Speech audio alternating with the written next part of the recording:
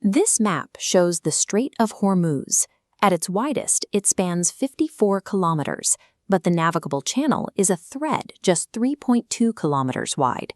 Every day, 21 million barrels of crude squeeze through this narrow bottleneck, accounting for 21% of global petroleum trade. Imagine waking up to an announcement that a coastal state, say Iran, or a coalition of Gulf nations, is charging a transit fee. Nothing exorbitant, just $500,000 per laden supertanker. This fee is presented as a domestic necessity. The state argues for compensation for the environmental burden and the rising cost of naval patrols, framing a global trade barrier as a reasonable act of sovereign management. It sounds like a minor administrative fee, a localized dispute over maintenance costs. But a policy like this directly violates the 1982 United Nations Convention on the Law of the Sea, the grand bargain that guarantees open maritime borders for every country on Earth. Under international law, straits like Hormuz are governed by the principle of transit passage. This means any ship, from any nation, has an absolute legal right to sail through continuous and unobstructed. We know how to respond to extreme threats, like military blockades. A toll is far more difficult to challenge. It is a bureaucratic policy, defended with economic logic, making it remarkably hard to justify a military response. International law relies on state compliance and precedent. If one coastal state successfully decides it no longer has to honor the rules and suffers no real consequences, the threshold for every other nation changes. A toll in Hormuz shatters the legal dam holding the maritime system together. Once that precedent is established, every other sovereign nation with a geographical choke point has a rational incentive to follow. When geography is monetized in one strait, it changes the fiscal logic for every other choke point. A toll at Hormuz provides the political cover for states to begin viewing their coastal waters as extractable assets. Take the Strait of Malacca, connecting the Indian Ocean to the South China Sea. Over 85,000 vessels transit here annually. Indonesia and Malaysia would face domestic pressure to extract the same revenue their Gulf counterparts are collecting. Up in the Turkish Straits, the government already pushes the limits of the Montreux Convention. The Hormuz precedent offers a pretext for Ankara to escalate passage fees for Russian and European grain exports. Wealthy Western democracies would face the same temptation. The UK and France could agree to toll the 500 ships moving daily through the Strait of Dover, framing the sovereign cash grab as a green environmental levy.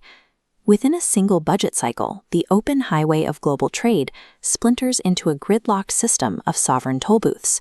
You might expect the United Nations to step in and enforce the treaty. But international tribunals lack standing armies. Their rulings are voluntary, and enforcement relies almost entirely on state compliance. This map highlights China's maritime claims in the South China Sea. As the world's largest oil importer, China would suffer economic damage from a Hormuz toll. Yet a legal precedent allowing coastal states to redefine maritime rights fits perfectly into their long-term strategy. Russia sits in an even better position. An energy crisis in the Gulf spikes the value of their own exports. Furthermore, the collapse of international maritime law gives Moscow the cover it needs to mandate heavy pilotage fees on the Northern Sea Route. The international community fails to stop the contagion because for major powers, the destruction of the old rules offers a direct path to realizing their own strategic ambitions. This visualization maps the true scale of the damage. A state imposing a $500,000 fee per tanker might generate $1 billion in annual revenue. That profit is dwarfed by the compounding hit to the global economy, a $500 billion crater. This chart shows global crude experiencing a severe price spike, adding $15 per barrel in 90 days. Downstream, the insurance market reacts with equal speed.